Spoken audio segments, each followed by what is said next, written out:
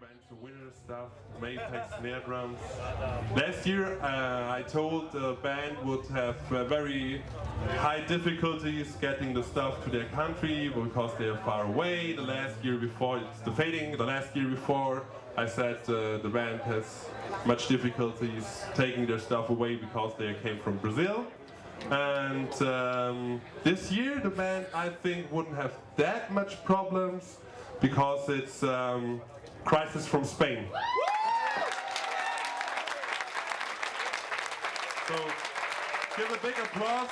All the bands are winners. Crisix was decided by this jury. So come in front. It was you know, the purest state of euphoria I ever remember in my entire life, probably. When the guy told the winner, it took us like 2, 3, 4 seconds to realize that we were the winners. My English was so bad, but so bad. When he said, Crisix is the winner, I was not sure what he said.